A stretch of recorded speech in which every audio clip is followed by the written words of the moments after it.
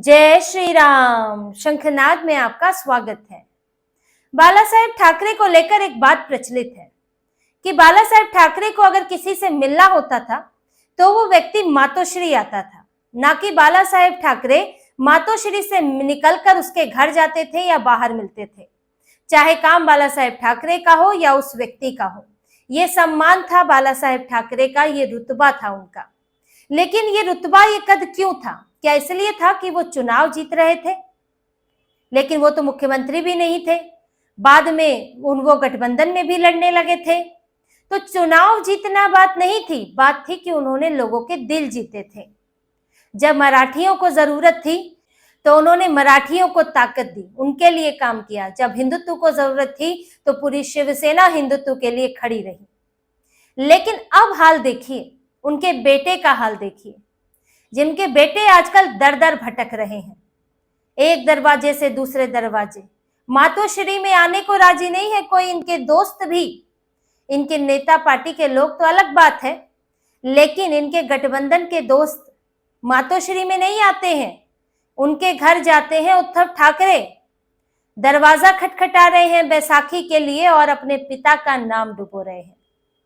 जहां किसी को अपने पिता का नाम ऊंचा बढ़ाना चाहिए और मान बढ़ाना चाहिए, और उद्धव ठाकरे ये मान गिराते ही जा रहे हैं। रोज कोई ना कोई नया स्तर गिरने का हो जाता है कि वो बाला साहेब ठाकरे की विरासत को बर्बाद कर रहे हैं। अभी उद्धव ठाकरे शिवतीर्थ पहुंचे थे गठबंधन के लिए, राज ठाकरे से मिलने। शिवतीर्थ राज ठाकरे का घर है, वही राज ठाकरे हैं जो उनकी पार्टी छोड़कर गए थे, शिवसेना छोड़कर गए थे, उनके पिता को छोड़कर गए थे। भले ही वो कहते रहे कि वो बाला साहेब ठाकरे उनके गुरु हैं, राजनीतिक गुरु हैं, दावा करते रहे उनकी विचारधारा का, लेकिन छोड़कर तो गए थे। उन्होंने भी इंतजार नहीं किया था कि बाला साहेब ठाकरे का मान रखते हुए जब तक वो है तब तक शिवसेना में रहे, एक अलग पार्टी बना ली। क्यों बनाई? क्योंकि उद्धव ठाकरे का नेतृत्व स्वीकार नहीं था, कमान धीरे धीरे उद्धव ठाकरे के हाथ में जा रही थी। आज राज ठाकरे से, उन्हीं राज ठाकरे से मिलने उद्धव ठाकरे उनके घर पहुंचे हैं। राज ठाकरे मातोश्री नहीं आए क्योंकि बीएमसी की सीटों को लेकर पेच फंस गया है। राज ठाकरे कई सीटों पर अड़े हुए हैं और उद्धव ठाकरे मनाने में लगे हैं। उद्धव ठाकरे के पास विकल्प नहीं है, विकल्प तो राज ठाकरे के पास भी नहीं है, लेकिन राज ठाकरे बाला साहेब ठाकरे की तरह तेवर वाले नेता हैं, उन्हीं की तरह कुछ हद तक अड़ने वाले भी हैं, और उद्धव ठाकरे इसके विपरीत है।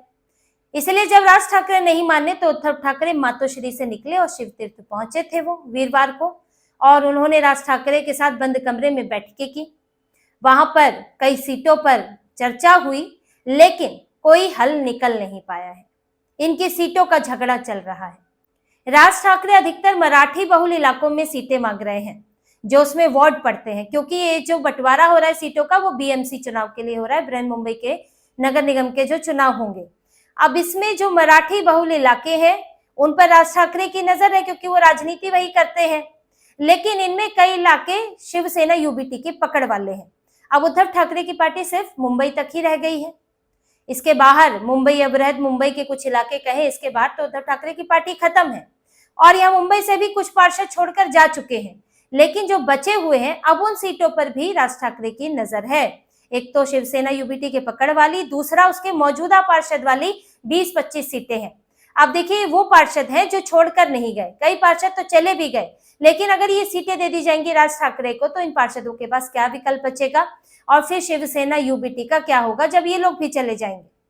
और इतना ही नहीं, राज ठाकरे की नजर कुछ उन सीटों पर भी है जहां से यूबीटी के पार्षद छोड़कर, नेता छोड़कर गए हैं शिंदे के साथ, तो राज ठाकरे वो उन सीटों की भी मांग कर रहे हैं।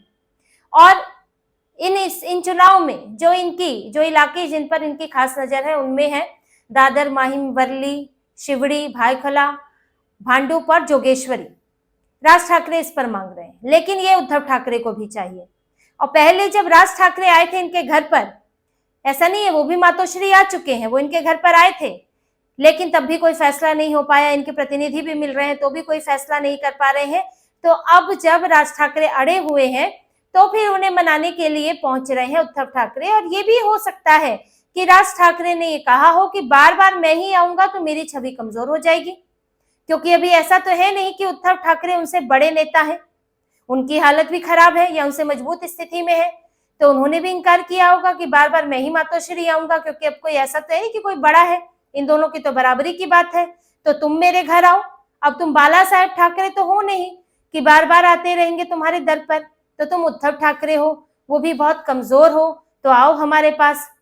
इसीलिए उनका ईगो देखने के लिए, उनकी ईगो मसाज के लिए ये पहुंचे कि भाई हम लोग बराबर है, ये साबित करने के लिए। जबकि राज ठाकरे की पार्टी देखिए, जो 2006 में बनी थी, उसके बाद से अब तक वो ढंग से एक चुनाव नहीं जीत पाए। जीते थे बीएमसी में 28 सीटें, लेकिन वो भी हाथ से चली गई, मात्र 6 सीटें रह गई। विधानसभा में कुछ नहीं, लोकसभा में कुछ नहीं। तो राजनीतिक रूप से राज ठाकरे की पार्टी का क्या हाल है? जीरो हाल है महाराष्ट्र में। और उद्धव ठाकरे कभी शिवसेना के सर्वे सर्वा, शिवसेना वो पार्टी, बीएमसी में 84 सीटें, सत्ता में भागीदारी, और बाला साहेब ठाकरे की विरासत वाली पार्टी, बाला साहेब ठाकरे जिन्हें महाराष्ट्र मानता था।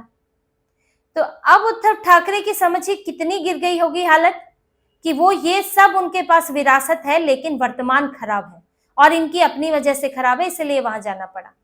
और सिर्फ यहाँ की बात नहीं है, ये इससे पहले दिल्ली जा चुके हैं सोनिया दरबार में हाजिरी लगाने, उनके सामने हाथ पैर जोड़ने कि मुझे मुख्यमंत्री का चेहरा बना लो। विधानसभा चुनाव से पहले गए थे, राहुल गांधी को गुलदस्ता देकर आए थे और उनसे भीख मांग रहे थे कि मुझे चेहरा बना दीजिए या हमारी कुछ मांगे मान लीजिए, कुछ सीटें दे दीजिए, लेकिन राहुल गांधी ने खाली हाथ लौटाया, इनकी बातें कोई नहीं मानी। शरद पवार से भी मिलने पहुंचे थे एक बार उनके घर पर, और हालत तो ये हो गई तब कि ये शरद पवार से मिलने गए हैं, शरद पवार कुर्सी पे बैठे हैं, उद्धव ठाकरे किनारे पर खड़े हुए हैं डरे सहमे से, और शरद पवार बोल रहे हैं तुम बाहर इंतजार करो, मैं अभी मिलता हूँ। अब आप समझिए, क्या शरद पवार कभी बाला साहेब ठाकरे को ही बोल पाते? फोन पर भी नहीं बोल पाते कि हाँ अभी मैं करता हूँ थोड़ी देर में। लेकिन उनके बेटे को, वो जो हाथ बांधे खड़ा हुआ है उनके बगल में, जैसे कि सीट पर बैठे हो बाला साहेब ठाकरे, शरद पवार के को ये कद दे दिया है उद्धव ठाकरे ने। और जब ये वीडियो सामने आया था तो खूब भदपिटी थी इनकी कि ये कहाँ अपने पिताजी का नाम डुबा रहे हैं। तो उद्धव ठाकरे की स्थिति अब सबके सामने है। ये कहने को इनकी जली हुई रस्सी का बल है, और एक बीएमसी चुनाव से थोड़ा बहुत इनको उम्मीद है कि कुछ हम अपनी राजनीति बचा लेंगे, वरना इनकी हालत बहुत खस्ता है। और ये उद्धव ठाकरे की स्थिति दिखाती है। हालांकि जब ये कांग्रेस पर गए थे तब इनकी स्थिति ऐसी नहीं थी। जब ये शरद पवार के दर पर गए थे, इन्होंने तो खुद बीजेपी से अलग होने का फैसला किया था, बीजेपी तो इन्हें बुला ही रही थी। और जब शिंदे अलग हो गए इनसे, इनकी पार्टी टूट गई, तब इनकी हालत बिगड़नी शुरू हुई, तब इनकी महाराष्ट्र की राजनीति से विदाई शुरू हो गई। और इसीलिए फिर ये दर दर भटकने लगे, ये कांग्रेस के पास, शरद पवार के पास, कि अब इन्हीं से ही कुछ मदद मिल जाए। और आज भी ये कर रहे हैं, उनके दर पर तो पहुंचे ही थे, अब राज ठाकरे के दर पर पहुंच गए हैं, कल को हो सकता है किसी और के दर पर पहुंच जाएं। अब मातोश्री में बस इनके कुछ जान पहचान वाले ही आएंगे और नेता वगैरह आएंगे, बाकी अब उद्धव ठाकरे को ही घूमना पड़ेगा दूसरों के घर पर। अपने पिता की इतनी सी विरासत नहीं बचा पाए क्योंकि अपना कद नहीं बचा पाए। अब कांग्रेस चुनाव के साथ लड़ने से मना कर रही है, उद्धव ठाकरे पीछे पड़े हुए हैं। कांग्रेस आत्मनिर्भरता की बात कर रही है, उद्धव ठाकरे निर्भर हुए पड़े हैं। उन्हें लग रहा है कांग्रेस से मुस्लिम वोट, राज ठाकरे के जरिए हिंदू वोट मिल जाए तो कुछ बीएमसी में हाथ लग जाए, जिससे सांस ले सकें, कोई ऑक्सीजन मिल जाए हमारी पार्टी को, क्योंकि पार्टी तो बुरे हाल में है, दिन पर दिन खाली हो रही है। कई नेता पार्टी छोड़ चुके हैं, अभी भी रफ्तार जारी है, स्थानीय निकाय चुनाव से पहले छोड़ा है, बीएमसी की भी बारी है। और जब देखिए अभी जो सीटों का बंटवारा हो रहा है, उस बंटवारे में अभी तो राज ठाकरे उद्धव ठाकरे के बीच बात हो रही है, अगर शरद पवार भी आते हैं तो उसमें और सीटें कम आएंगी, तब इनके जो मौजूदा पार्षद है वो इनके पास बचेंगे या नहीं। नाराजगी में भी लोग छोड़कर जाते हैं, तो बड़ा संकट मंडरा रहा है उद्धव ठाकरे के ऊपर।